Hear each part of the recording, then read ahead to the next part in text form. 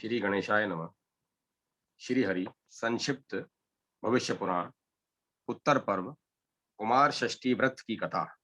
भगवान श्री कृष्ण बोले, भरत स्तंभ महाराज युधिष्ठिर, मार्ग शीर्ष मास के शुक्ल पक्ष की षष्ठी तिथि समस्त पाप नाशिनी, धन धान्य तथा शांति प्रदायनी एवं अति कल्याणकारिणी है। उसी दिन कार्तिकेय ने काकासुर का वध किया था, इसीलिए यह षष्ठी तिथि स्वामी कार्तिकेय को बहुत प्रिय है। इस दिन किया हुआ स्नान दान आदि कर्म अक्षय होता है। दक्षिण देश में स्थित कार्तिकेय का जो इस तिथि के में दर्शन करता है, वह निस्संदेह ब्रह्म हत्यादि पापों से मुक्त हो जाता है।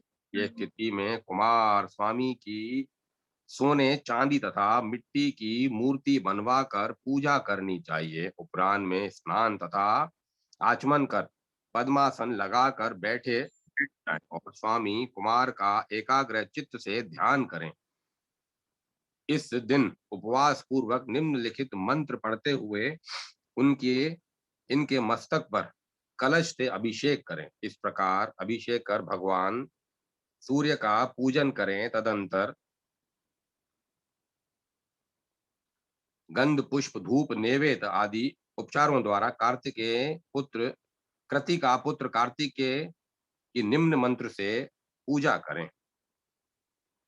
चंद्रमंडल भूतानाम भव्य भूति पवित्रता गंगा गंगा कुमार धारणेम पतिता तव मस्तके देव सेनापते स्कंद कार्तिके भवोद्भव कुमार गुह गंगाए शक्ति हस्त नमोस्ते ते। दक्षिण देशोत्पन्न अन्न फल और मलय चंदन भी चढ़ाएं। इस प्रकार स्वामी कार्तिकेय के परम प्रिय छाग कुक्कट कला कलाप युक्त मयूर तथा उनकी माता भगवती पार्वती इनका प्रत्यक्ष पूजन करें तथा इनकी अथवा इनकी स्वर्ण की प्रतिमा बनाकर पूजन करें। पूजन के अनंतर पूर्वोक्त देव सेनापति तथा स्कंद आदि नाम मंत्रों से आज्य युक्त तिलों से हवन करें।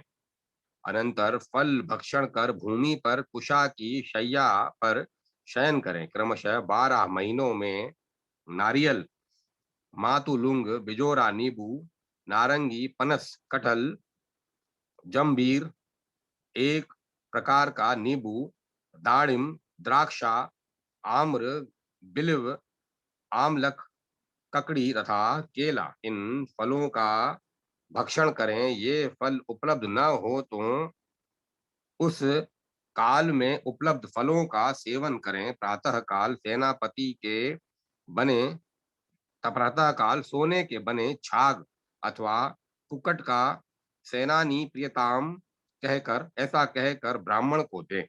12 महीनों में क्रम से सेनानी संभूत क्रोंचारी षणमुख गुह गांगे कार्तिकेय स्वामी बाल ग्रहाग्रणी छाग प्रिय शक्तिधर तथा द्वार इन नामों से कार्तिकेय का पूजन करें और नामों के अंत में प्रियताम यह पद आयोजित करें, यथा सेनानी प्रियताम इत्यादि। इसके पश्चात ब्राह्मणों को भोजन कराकर स्वयं भी मौन होकर भोजन करें। वर्ष समाप्त होने पर कार्तिक मास के शुक्ल पक्ष की षष्ठी को वस्त्र आभूषण आदि से कार्तिकेय का पूजन एवं हवन करें और सब सामग्री ब्राह्मण को निवेदित कर दें। इस विधि से जो पुरुष अथवा स्त्री इस व्रत को करते हैं वे उत्तम फलों को प्राप्त कर इंद्रलोक में निवास करते हैं। अतः राजन शंकरात्मज कार्तिकेय का सदा प्रयत्न पूर्वक पूजन करना चाहिए। राजाओं के लिए तो कार्तिकेय की पूजा का विशेष महत्व है। जो राजा स्वामी कुमार का इस प्रकार पूजन कर युद्ध के लिए जाता है वह अवश्य ही विजय प्राप्त करता है। विधि पूर्वक पूजा करने पर भगवान कार्तिकेय पूर्ण प्रसन्न हो जाते हैं। जो षष्ठी को नत व्रत करता है वह संपूर्ण पापों से मुक्त होकर कार्तिकेय के लोक में निवास करता है। दक्षिण दिशा में जाकर जो भक्ति पूर्वक कार्तिकेय का दर्शन और पूजन करता है वह शिवलोक को प्राप्त करता है। जो सदा श्रवणोद्भव आदि देव कार्तिकेय की आराधना करता है वह बहुत काल तक स्वर्ग का सुख भोग कर पृथ्वी पर जन्म ग्रहण करता है तथा चक्रवर्ती राजा का सेनापति होता है। विजया सप्तमी व्रत। युधिष्ठिर ने पूछा, देव, विजया सप्तमी व्रत में किसकी पूजा की जाती है? उसका क्या विधान है और क्या फल है? इसे आप बतलाने की कृपा करें। भगवान श्री कृष्ण बोले, राजन, शुक्ल पक्ष की सप्तमी तिथि को यदि आदित्यवार हो तो उसे विजया सप्तमी कहते हैं। वह सभी पातकों का विनाश करने वाली है। उस दिन किया हुआ स्नान, दान, जप, होम तथा उपवास आदि कर्म अनंत फलदायक होता है और जो उस दिन फल पुष्प आदि लेकर भगवान सूर्य की प्रदक्षिणा करता है वह सर्वगुण संपन्न उत्तम पुत्र को प्राप्त करता है। पहले प्रदक्षिणा नारियल फलों से, दूसरी रत्नागर से रक्तनागर से, तीसरी बिजोरा नींबू से, चौथी कदली फल से, पांचवी श्रेष्ठ कुष्मांड से, षष्ठी पके हुए तेंदु के फलों से और सातवीं कृतांक फलों से करें अथवा अष्टोत्तर शत प्रदक्षिणा करें। मोती, पद्मनाभ, नीलम, पन्ना, गोमेद, हीरा और वैदुर्य आदि से भी प्रदक्षिणा करें तथा अखरोट, बेर, बिल्व, करौंदा, आम्रतक, आमड़ा, जामुन आदि जो भी उस काल में फल फूल मिले उससे प्रदक्षिणा करें। प्रदक्षिणा करते समय बीच में बैठे नहीं, न किसी को स्पर्श करें और न किसी से बात करें। एकाग्र चित्त से प्रदक्षिणा करने से सूर्य भगवान प्रसन्न होते हैं। गौ के घृत से वसुधरा भी दें।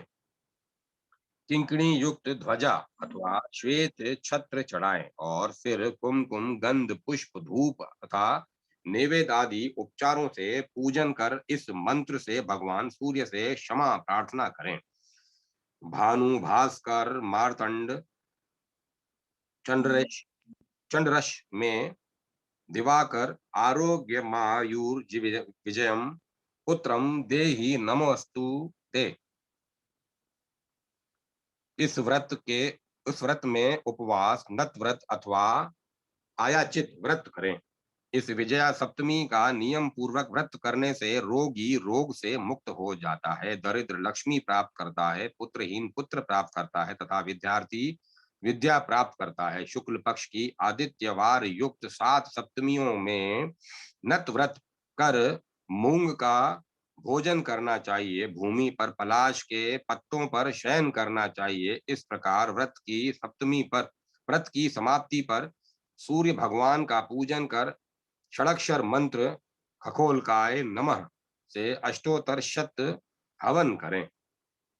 स्वर्ण पात्र में सूर्य प्रतिमा स्थापित कर रक्त वस्त्र, गौ और दक्षिणा इस मंत्र का उच्चारण करते हुए ब्राह्मण को प्रदान करें।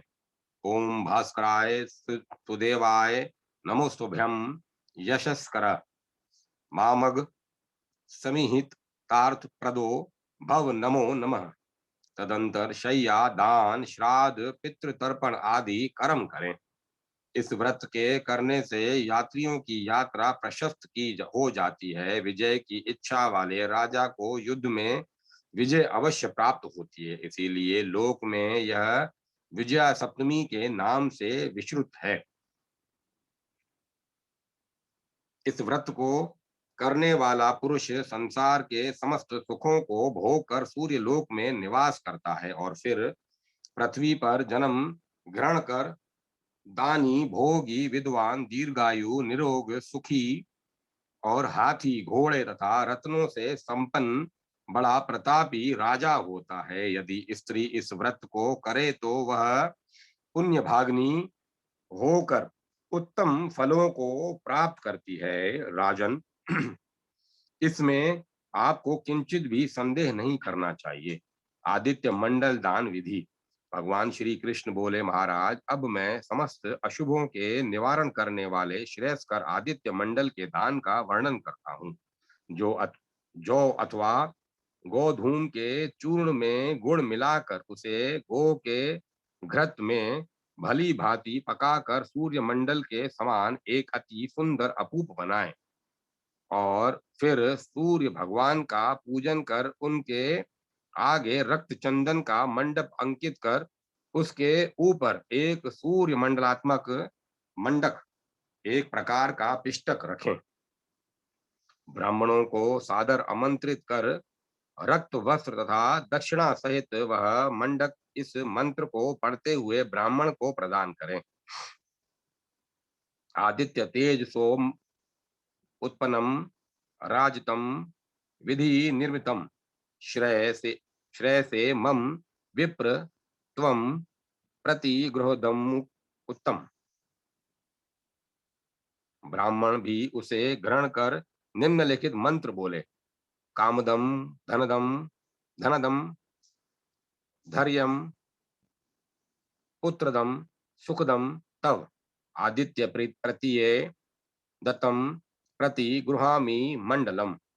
इस प्रकार विजय सप्तमी को मंडक का दान करें और सामर्थ्य होने पर सूर्य भगवान की प्रीति के लिए शुद्ध भाव से नित्य ही मंडक प्रदान करें। इस विधि से जो मंडक का दान करता है वह भगवान सूर्य के अनुग्रह से राजा होता है और स्वर्ग लोक में भगवान सूर्य की तरह सुशोभित होता है।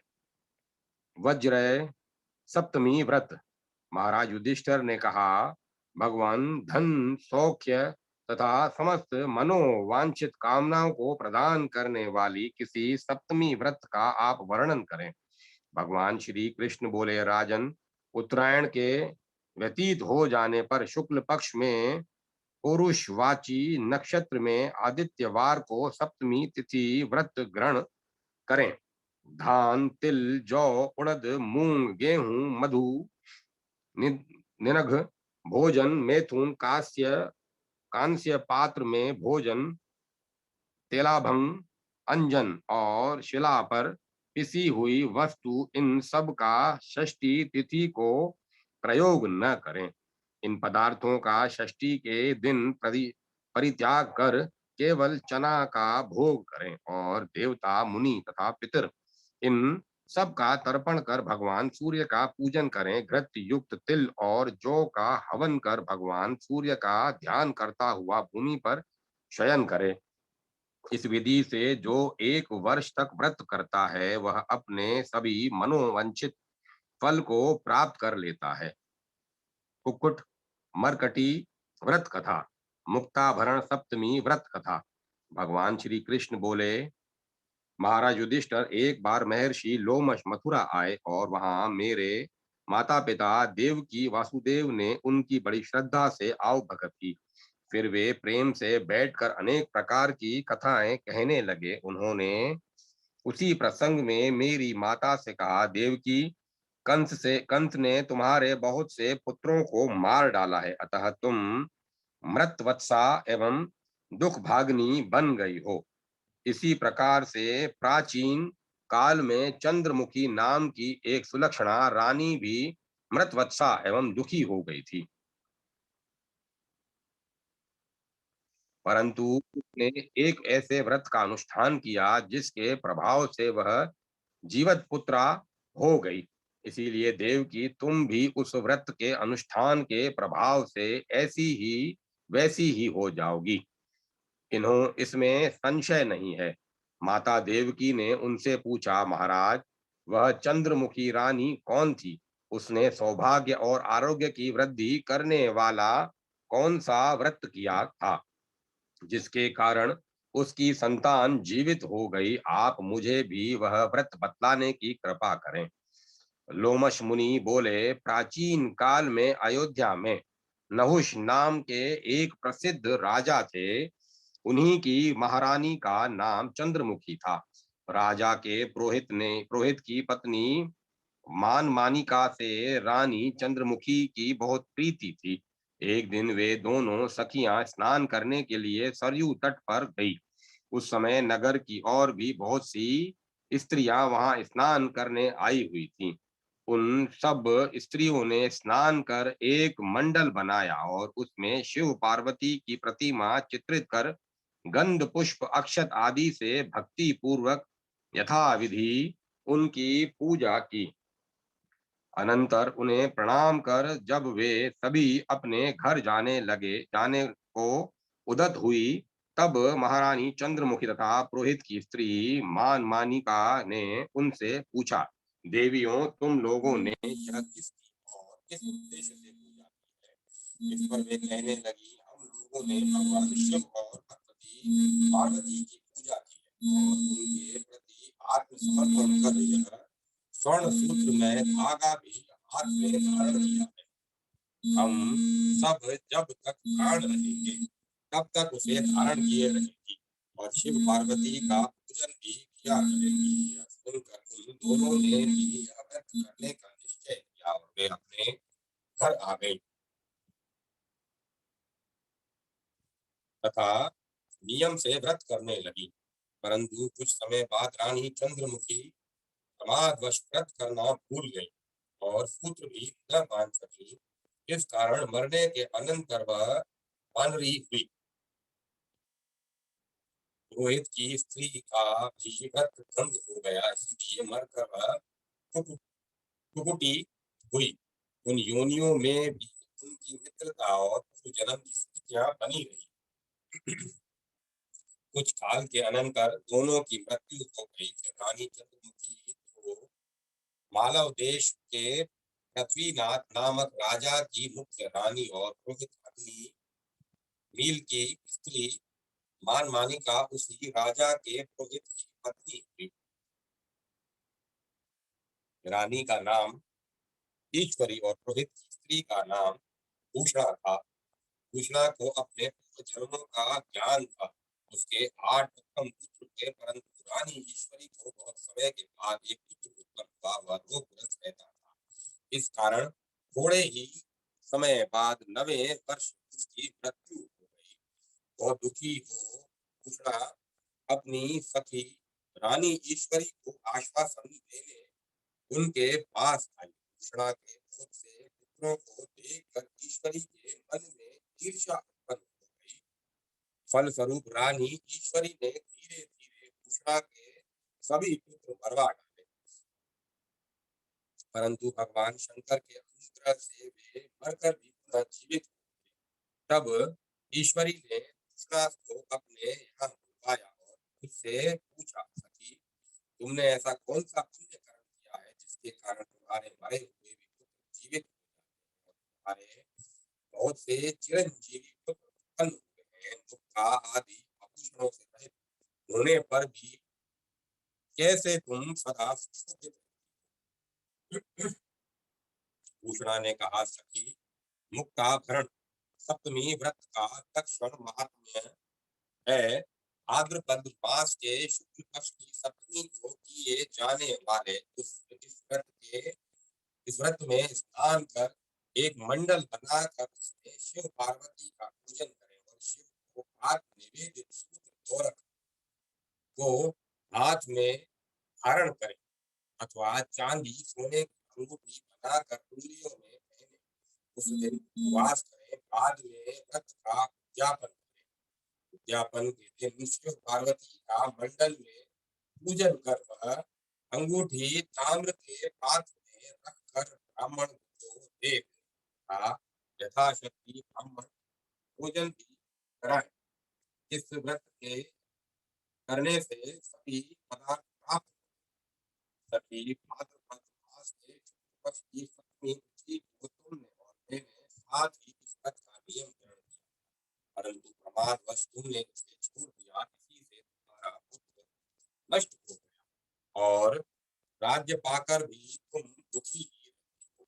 मैंने व्रत का भक्ति पूर्वक पालन किया, इससे मैं सब प्रकार से सुखी हूँ, परंतु मेरा व्रत अंत में भंग हो गया था, इसीलिए एक जन्म में मुझे कुक्ति बनना पड़ा। सखी, मैं तुम्हें अपने द्वारा किए गए व्रत का आधा पुण्य फल देती हूँ, इससे तुम्हारे सभी दुख दूर हो जाएंगे। इतना कहकर कृष्णा ने अपने व्रत का आधा पुण्य फल ईश्वरी को दे दिया। उसके प्रभाव से ईश्वरी के दीर्घ आयु वाले बहुत पुत्र उत्पन्न हुए और उसे सब प्रकार का सुख प्राप्त हुआ। अंत में मोक्ष की।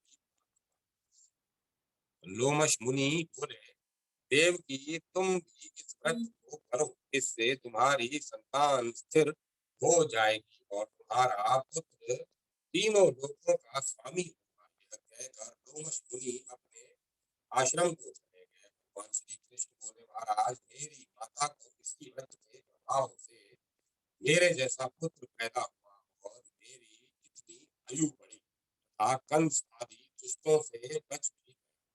यह प्रसंगवश मैंने इस व्रत का महात्म्य बतलाया है। जो भी कोई स्त्री इस व्रत का आचरण करेगी, उसे कभी संतान का वियोग नहीं होगा और अंत में वह शिव लोक को प्राप्त। इसी व्रत का ठीक इन्हीं श्लोकों में हेमाद्री, जय सिंह, कल्पमुद्रम तथा व्रतराज आदि ग्रंथों में भरण सप्तमी के नाम से उल्लेख किया गया है और इसके श्लोक भविष्य पुराण के नाम से सूचित किए गए हैं, किंतु आश्चर्य है कि वहां उसे कुकुट मरकटी सप्तमी नहीं कहा गया। संभव है कि भविष्य पुराण में अन्य किन्हीं हस्तलिखित प्रतियों की पुष्पिकाओं में उन्हें भरण सप्तमी के नाम से निर्दिष्ट किया गया हो। अब है सप्तमी व्रत। भगवान श्री कृष्ण बोले, महाराज, अब मैं सप्तमी कल्प का वर्णन करता हूँ, आप इसे प्रीति पूर्वक सुने। माघ महीने की शुक्ला सप्तमी को संकल्प कर भगवान सूर्य का वरुण देव नाम से पूजन करें। अष्टमी के दिन तिल, तिष्ट, गुड़ और ओदन ब्राह्मणों को पूजन कराएं। ऐसा करने से अग्निहोत्रम यज्ञ का फल प्राप्त होता है।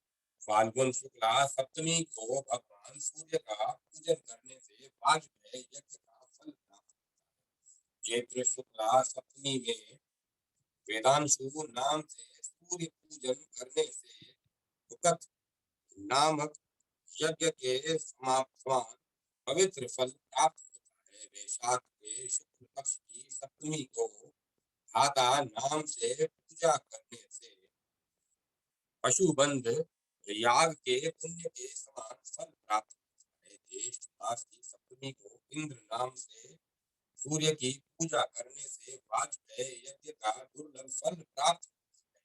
आषाढ़ मास की सप्तमी को दिवाकर की पूजा करने से बहुत स्वर्ण की दक्षिणा वाले यज्ञ का फल प्राप्त होता है। श्रवण की सप्तमी को माता भी लोलार्क को पूजने से सोत्रामणि याग का फल प्राप्त होता है। भाद्रपद मास में रुचि नाम से सूर्य का पूजन करें तो अनुष्ठान का फल प्राप्त। अश्वनी शुक्ला सप्तमी को सविता की पूजा करने से सहस्त्र गोदान का फल मिलता है। कार्तिक शुक्ला सप्तमी में सप्तवाहन दिनेश की पूजा करने से पौंड्रिक याग का फल प्राप्त होता है। मार्च मास के शुक्ल पक्ष की सप्तमी में भानु की पूजा करने से 10 राजस्व यज्ञों का फल प्राप्त होता है। पुष मास में शुक्ल पक्ष की सप्तमी को भास्कर की पूजा करने से अनेक यज्ञों का फल मिलता है। इसी प्रकार प्रत्येक मास में कृष्ण पक्ष की सप्तमी को भी उन नामों से पूजा करनी चाहिए। महाराज, इस प्रकार 1 वर्ष तक व्रत और पूजन कर उद्यापन करें। पवित्र भूमि पर 1 हाथ 2 हाथ अथवा 4 हाथ रक्त चंदन का मंडल बनाकर उसमें सिंदूर और गेरू का सूर्य मंडल बनाए। कमल आदि रक्त पुष्पों शल की वृक्ष के गोंद आदि से निर्मित धूप तथा अनेक प्रकार के नैवेद्यों से भगवान सूर्य का पूजन करें। अन्न तथा स्वर्ण से भरे कलशों को उनके सामने स्थापित करें। फिर अग्नि संस्कार कर तिल व्रत गुड़ और आग की समिधाओं से या कृष्ण या कृष्ण इस मंत्र से 1000 आहुति है। अनंतर द्वादश ब्राह्मणों को रक्त वस्त्र एक एक सुवत्सा व छतरी जूता दक्षिणा और भोजन प्रार्थना। बाद में स्वयं भी मौन होकर भोजन करें। इस विधि से जो सप्तमी का व्रत करता है वह निरोग कुशल भक्ता रूपवान और दीर्घायु होता है। जो पुरुष सप्तमी के दिन उपवास कर भगवान सूर्य का दर्शन करता है वह सभी पापों से मुक्त होकर सूर्य लोक में निवास करते हैं। यह अभय सप्तमी व्रत संपूर्ण कष्टों को दूर कर आरोग्य और सूर्य लोक प्राप्त कराने वाला है, ऐसा देव ऋषि नारद का कल्याण सप्तमी व्रत की विधि।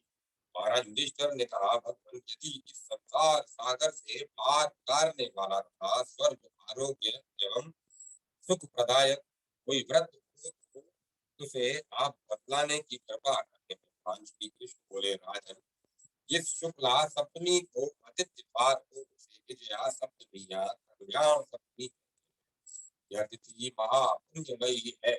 इस दिन प्रातः काल गोदुग्ध युक्त जल से स्नान कर शुक्ल वस्त्र धारण कर अक्षतों से अति सुंदर एक कर्णिका युक्त अष्टदल कमल बनाए तथा पूर्वादि 8 दलों में क्रमशः पूर्व दिशा में ओम तपनाय नमः, अग्नि कोण में ओम मार्कंडाय नमः, आदित्य दक्षिण दिशा में ओम दिवाकराय नमः, नेतृत्व कोण में ओम विद्यात्रे नमः, पश्चिम दिशा में ओम वरुणाय नमः, वायव्य कोण में ओम भास्कराय नमः, उत्तर दिशा में ओम विकृतनाय नमः तथा ईशान कोण में ओम रवये रवे नमः।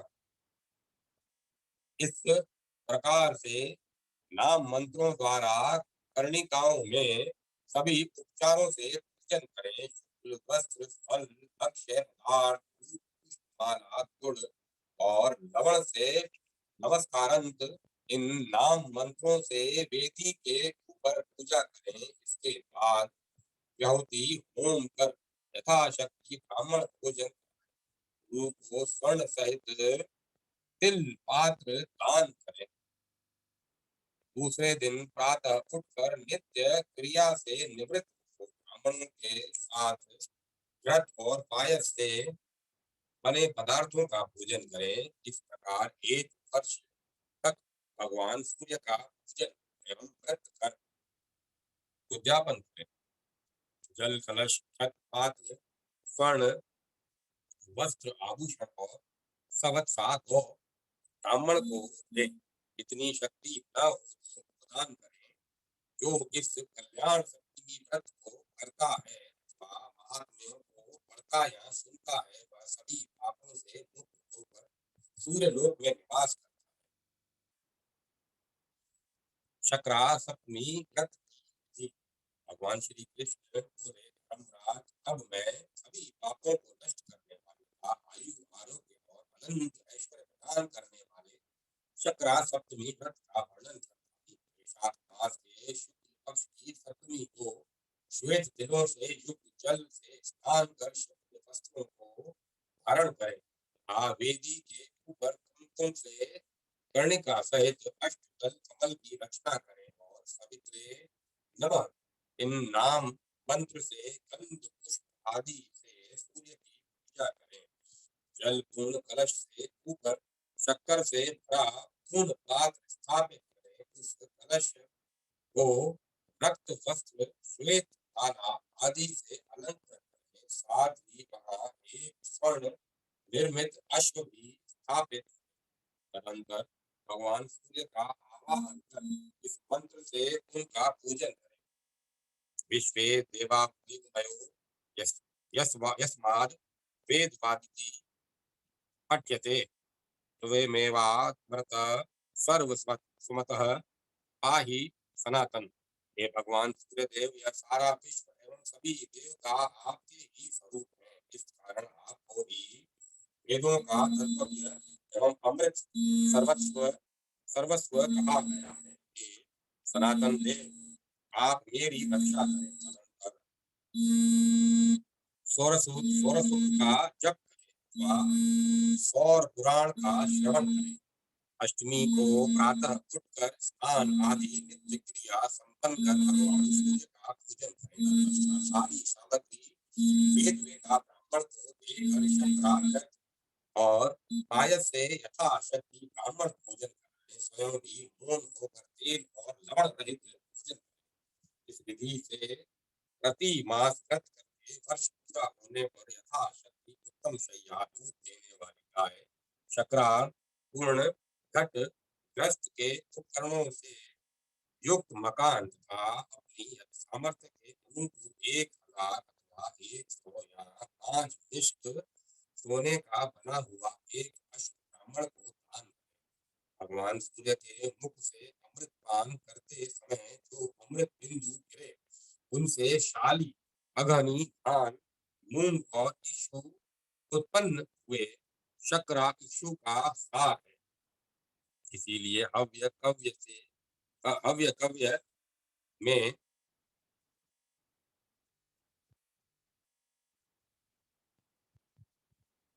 इस शक्रा का उपयोग करना भगवान सूर्य को अति प्रिय है एवं यह शक्रा अमृत रूप है। यह शक्रा सप्तमी व्रत अश्वमेध यज्ञ का फल देने वाला है। इस व्रत के करने से संतान की वृद्धि होती है, समस्त उपद्रव शांत हो जाते हैं।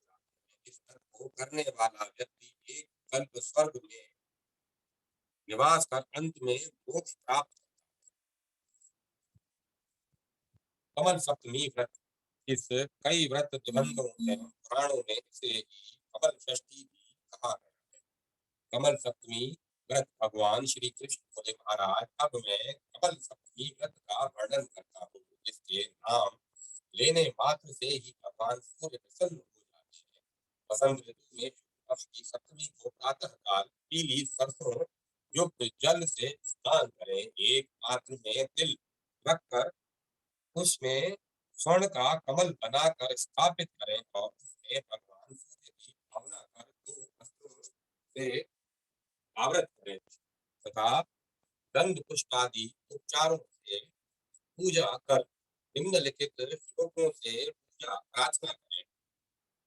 नमस्ते पद्महस्ताय, नमस्ते विश्वधारिणे, दिवाकर प्रभाकर नमस्तु ते।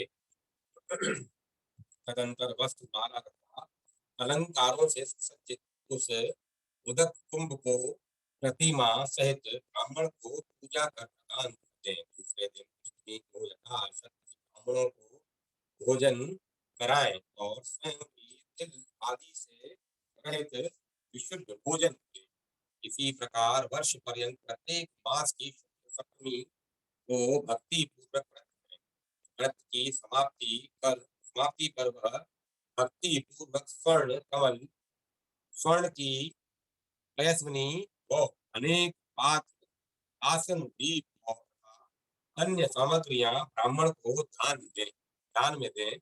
इस विधि से जो कमल सप्तमी का व्रत करता है वह अनंत लक्ष्मी को प्राप्त करता है और सूर्य लोक में प्रसन्न होकर निवास करता है।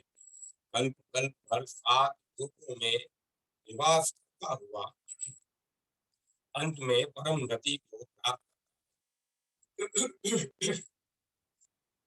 शुभ सप्तमी व्रत की विधि। भगवान श्री कृष्ण बोले, राजन अब मैं एक दूसरी सप्तमी का वर्णन कर रहा हूँ। वह शुभ सप्तमी कहलाती है। इसमें उपवास कर व्यक्ति रोग शोक तथा दुखों से मुक्त। इस पुण्यप्रद व्रत में अश्विनी मास में शुक्ल पक्ष की सप्तमी तिथि को स्नान करके पवित्र हो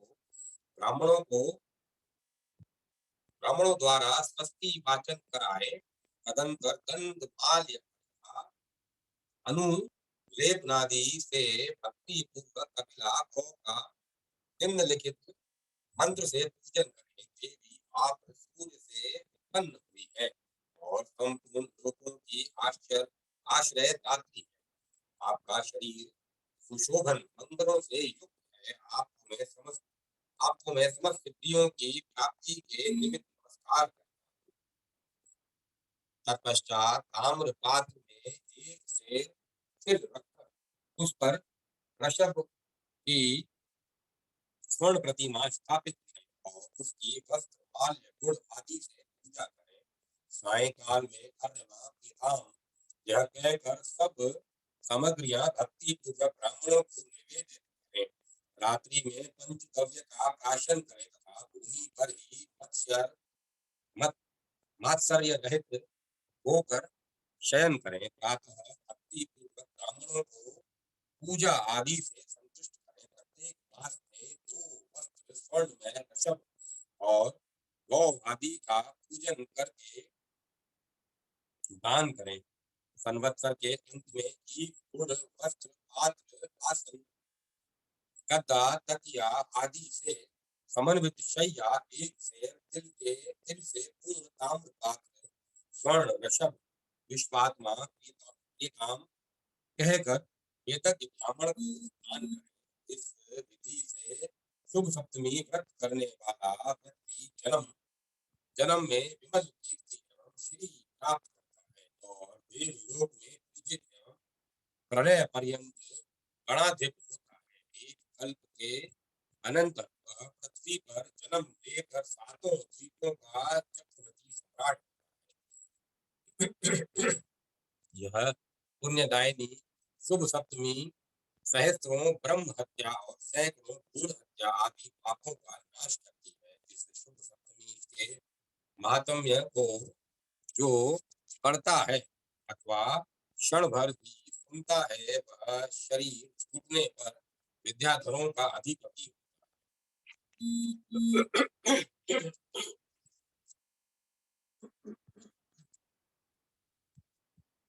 सप्तमी संपन्न व्रत और उसकी विधि।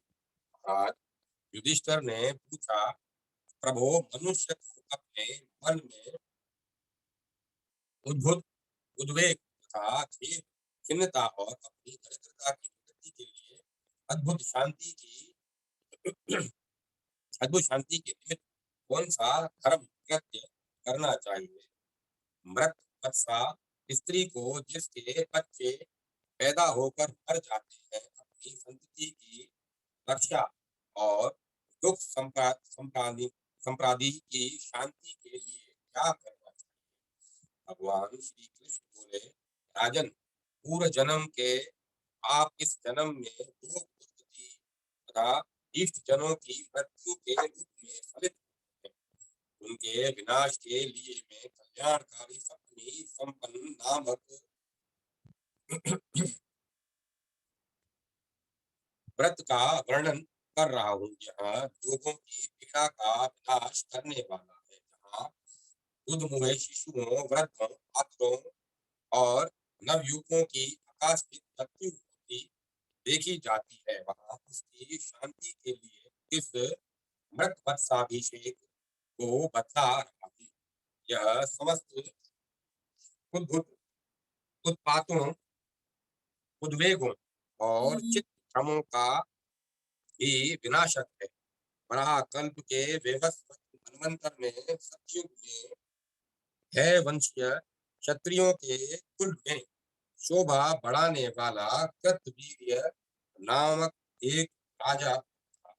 उसने 77,000 वर्ष तक धर्म और नीति पूर्वक समस्त प्रजा का पालन किया। उसके 100 पुत्र थे जो च्यवन मुनि के शाप से दग्ध हो गए। फिर राजा ने भगवान सूर्य की विधि पूर्वक उपासना प्रारंभ की। कृतवीर्य के उपवास व्रत पूजा और स्तोत्रों से संतुष्ट होकर भगवान सूर्य ने उसे अपना दर्शन दिया और कहा, खरवीर, तुम्हें कार्तवीर्य नामक एक सुंदर एवं चिरायु पुत्र उत्पन्न होगा, किंतु तुम्हें अपने पूर्वकृत पापों को विनिष्ट करने के लिए सत्पन संपन्न सप्तमी नामक व्रत करना पड़ेगा। तुम्हारी व्रतवत्सा पत्नी के जब पुत्र उत्पन्न हो जाए तो 7 महीने पर बालक के जन्म नक्षत्र की तिथि को छोड़कर शुभ दिन के ग्रह एवं तारा बल को देखकर ब्राह्मणों द्वारा शास्त्रीय वाचन कराना चाहिए। इसी प्रकार वृद्ध, रोगी अथवा अन्य लोगों के लिए किए जाने वाले इस व्रत में जन्म नक्षत्र का परित्याग कर देना चाहिए। गौ दुग्ध के साथ लाल अग्नि के चावलों से हव्यान पकाकर मातृकाओं भगवान सूर्य एवं रुद्र की तुष्टि के लिए अर्पण करना चाहिए और फिर भगवान सूर्य के नाम से अग्नि में घी की 7 आहुतियां प्रदान करनी चाहिए। फिर बाद में रुद्र सूक्त से भी आहुतियां देनी चाहिए। इस आहुति में आग एवं पलाश की सुविधाएं प्रयुक्त करनी चाहिए। हवन कार्य में काले तिल, जौ, घी की 108 आहुतियां प्रदान करनी चाहिए। हवन के बाद शीतल गंगा जल से स्नान करना चाहिए। तदंतर हाथ में कुश लिए हुए वेदज्ञ ब्राह्मण द्वारा चारों कोणों में 4 सुंदर कलश स्थापित कराएं। पुनः उसके बीच में चित्र रहित 5वां कलश स्थापित करें। उसे दही अक्षत से विभूषित करके सूर्य संबंधी 7 ऋचाओं से अभिमंत्रित कर दे। फिर उसे तीर्थ जल से भरकर उसमें रक्त का स्वर्ण डाल दे। इसी प्रकार सभी कलशों में सर्वौषधि पंचगव्य पंचतत्व फल और पुष्प डाल करके वस्त्रों से परिवेष्टित कर दे। फिर हाथी सार, गुड़साल, विमोट, नदी के संगम, तालाब, गौशाला और राजद्वार, इन 7 जगहों से शुद्ध नदी का लाकर उन सभी कलशों में डाल दे। तदंतर ब्राह्मण रक्त गर्भित चारों में कलशों के मध्य में स्थित 5वें कलश को हाथ में लेकर सूर्य मंत्रों का पाठ करें। 7 सुलक्षणा स्त्रियों द्वारा जो पुष्प माला और वस्त्राभूषणों द्वारा पूजित हो, ब्राह्मण के साथ साथ उस घड़े के जल से मृतवत्सा स्त्री का अभिषेक कराएं। अभिषेक के समय इस प्रकार कहें, यह बालक दीर्घायु और यह स्त्री जीवित पुत्र वाली हो। सूर्य ग्रहों और नक्षत्र समूह सहित चंद्रमा इंद्र सहित लोकपालगण ब्रह्मा विष्णु महेश्वर इनके अतिरिक्त अन्य देव समूह इस कुमार की सदा रक्षा करें। सूर्य, शनि, अग्नि अथवा अन्य जो कोई बाल ग्रह हो, वे सभी इस बालक को तथा उसके माता पिता को कहीं भी कष्ट न पहुंचाए। अभिषेक के पश्चात वह स्त्री श्वेत वस्त्र धारण करके अपने बच्चे और पति के साथ उन 7 स्त्रियों की भक्ति पूर्वक पूजा करे। गुरु की पूजा करके धर्मराज की स्वर्णमयी प्रतिमा ताम्रपात्र के ऊपर स्थापित करके गुरु को निवेदित कर दे। उसी प्रकार कृपणता छोड़कर अन्य ब्राह्मणों का भी वस्त्र, स्वर्ण, रत्न समूह आदि से पूजन करके घी और खीर सहित भक्ष्य पदार्थों का भोजन कराए। भोजनोपरांत गुरुदेव को बालक की रक्षा के लिए इन मंत्रों का उच्चारण करना चाहिए। यह बालक दीर्घायु हो और 100 वर्षों तक सुख का उपभोग करे। इसका जो कुछ पाप था उसे बड़वान नल में डाल दिया गया। ब्रह्मा, रुद्र, वसुगण, स्कंद, विष्णु, इंद्र और अग्नि, ये सभी दुष्ट ग्रहों से इसकी रक्षा करें। सदा इसके लिए वरदायक हो। इस प्रकार के वाक्यों का उच्चारण करने वाले गुरुदेव का यजमान पूजन करें, अपनी शक्ति के अनुसार एक कपिला को प्रदान करें और फिर प्रणाम करके विदा करें। तत्पश्चात तत्पश्चात स्त्री पुत्र को गोद में लेकर सूर्यदेव और भगवान शंकर को नमस्कार करें